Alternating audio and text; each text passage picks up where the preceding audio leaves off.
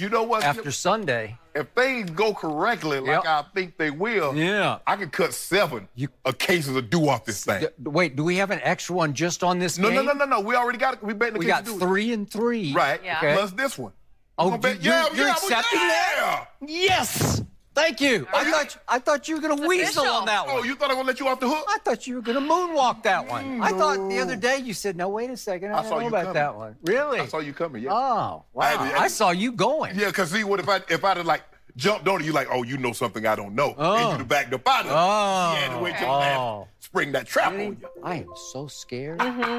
Let's see if that bet was a good decision. We have a lot to get to on today's show, like who will win the Heisman? Skip's guy Kyler or Shannon's guy Tua? And then we've got LeBron. Is he going to bring his buddy Melo to L.A.? But hey, since you guys are betting about it, let's start with the showdown in Dallas. The Cowboys are a 3.5-point favorite against the Eagles Sunday on Fox. Dallas has won 4 straight, and they're 1 game ahead of Philadelphia in the NFC East. The Cowboys won the first meeting behind 2 touchdowns by Ezekiel Elliott, but that didn't stop the Eagles from talking trash earlier this week. Philly linebacker Kamu Grugier-Hill said, quote, "Look at Dallas's history. They always choke. So we'll go down there and make them choke."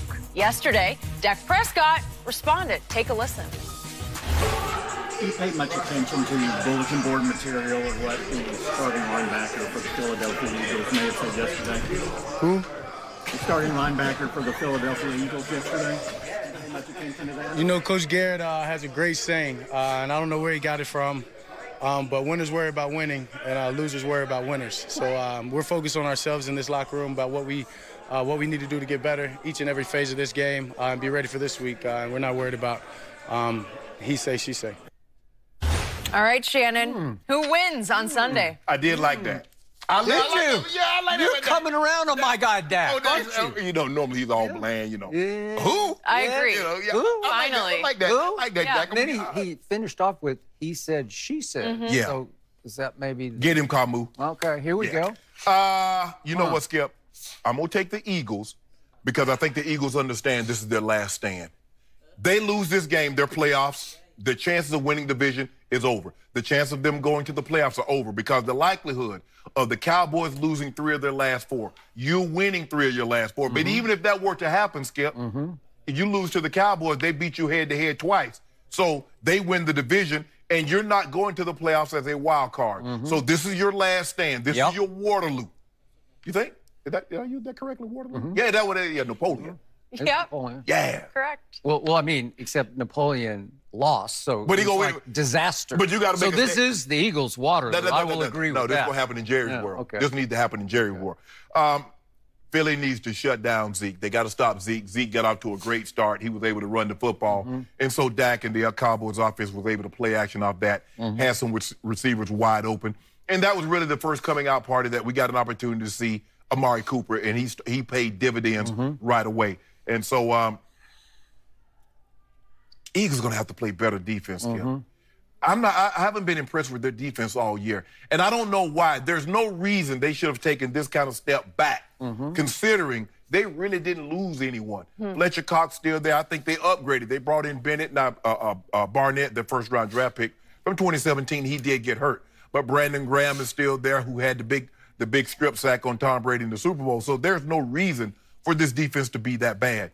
They're going to have to play better than what they played on Monday night in order to win this game. You can't allow, they let Adrian Peterson go for 90 on 1 carry. You let Zeke get 90 on 1 carry, and he'll have a Derrick Henry type night, what he had last night against the Jacksonville Jaguars. What's concerning with me, Skip, is that the Eagles offense, in 2017, they were second in first quarter scoring. In 2018, they're dead last. They're putting themselves behind the 8 ball, and they're having to play catch-up. And I think that's what happened last time. Even though walking to him only turned the ball over once, it was the first quarter.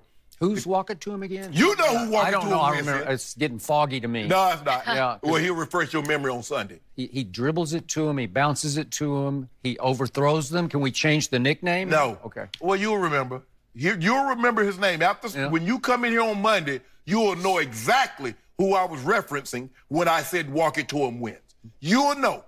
You're going to apologize. I believe he'll be the first name I say on Monday for all the wrong reasons for you. Gonna say, that's what I think. You're going to like, he makes me sick. But anyway, and Dougie P, aggressive by nature, he going to empty the playbook. You might have old Philly special in it. Yeah, Skip. He going to break out something special for you guys. Is he going to go with Nick Foles? If they're going Nick Foles, I'm in trouble. Go ahead. You know what? Go ahead. Why you do that? I'm just telling you, I'm in trouble if you go with Foles. We're not going with No Foles. way?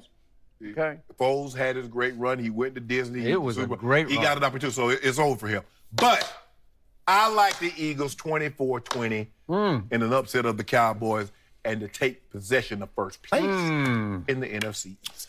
So, Jenny, here we go. Yeah, what are you thinking? I want to compliment my partner across the table for not waffling, for not moonwalking, for not begging off. He's coming with guns blazing. He is showing confidence, even though I know deep down he's not really exuding, feeling real confident. I'm not as confident as I was to start the season. I'm not as confident as I was, say, 5 weeks ago. So, I will agree with you. This is going to be a battle because these are the defending Super Bowl champions fighting for their lives. Right. They're fighting for some respect. They're fighting in a town that can turn on you just as quickly as they can love you, they can boo you. They can throw snowballs at Santa Claus at you. And in this case, they have to win this game, as you just pointed out.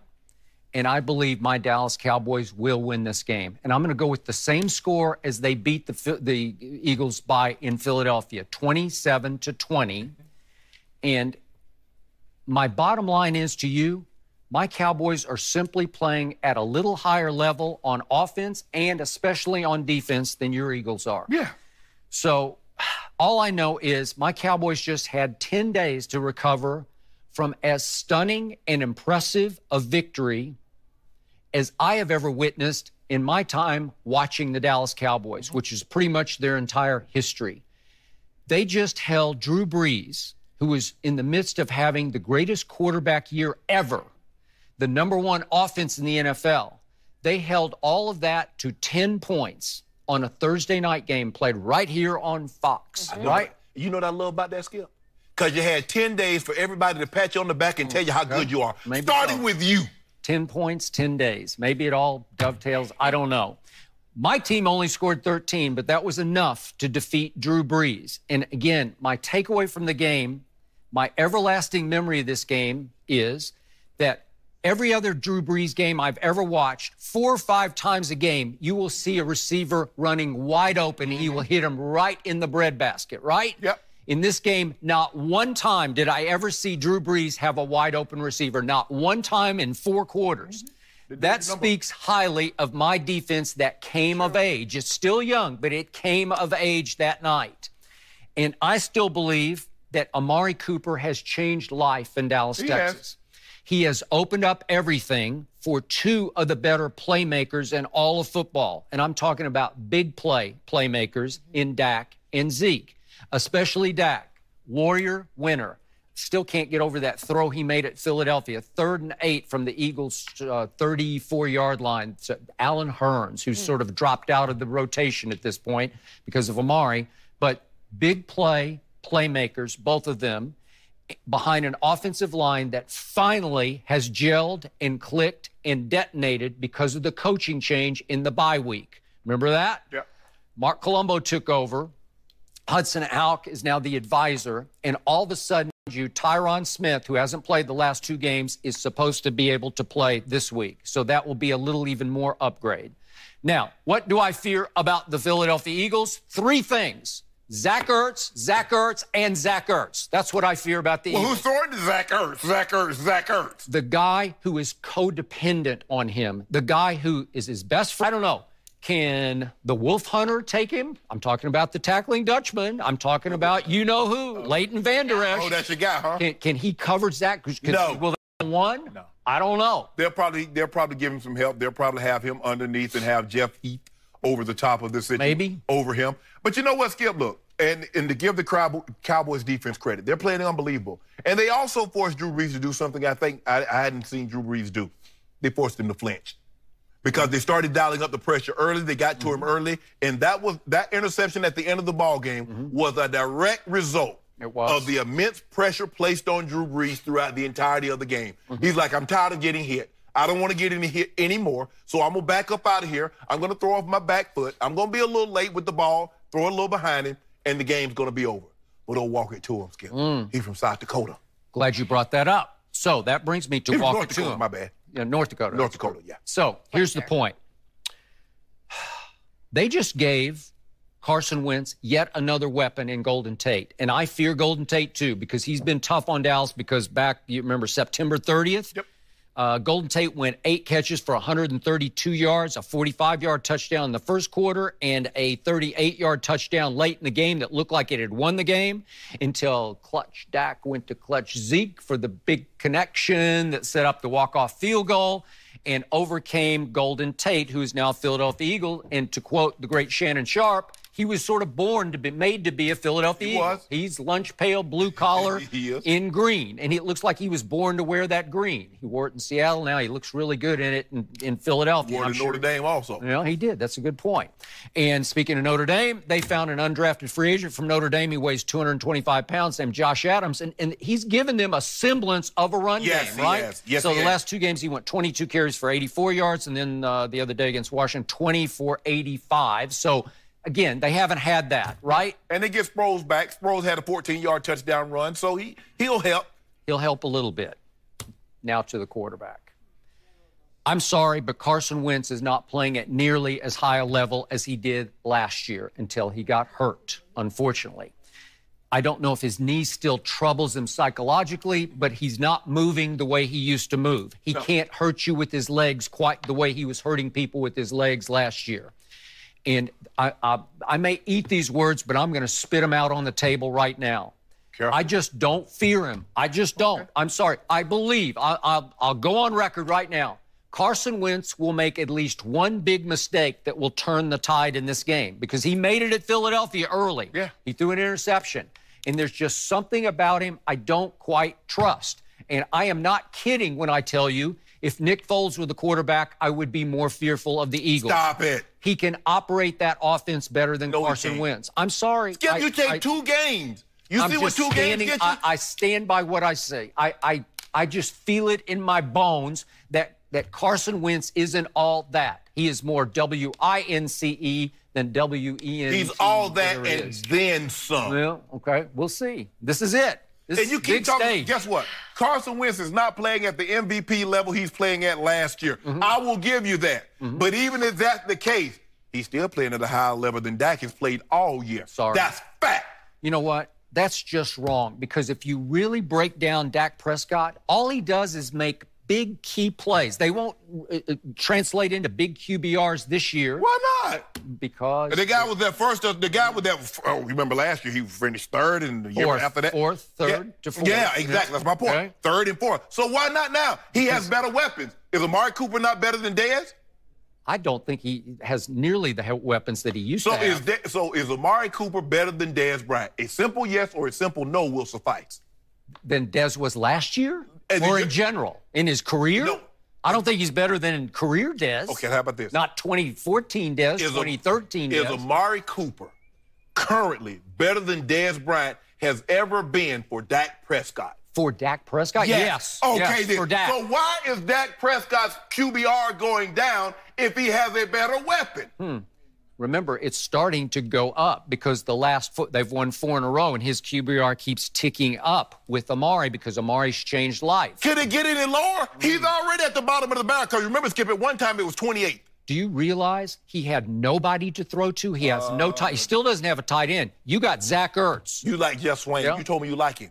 You told me you like Blake He's Jarwin. Out. I don't like Blake. Oh, well, you like Rico. Oh, big old Rico. If they give him a chance, he'd rise and shine. Hold on, what did your owner say? If he could remember the plays, we give him a chance. Well, he's a basketball player. Well, damn, you got to remember plays in basketball too, don't you? Yeah, I guess so. True. But for whatever reason, it hasn't clicked. So who has the better receiving weapons? It's not even close. Amari Cooper. Your guy does. No. Your guy. Oh, wait, hold on.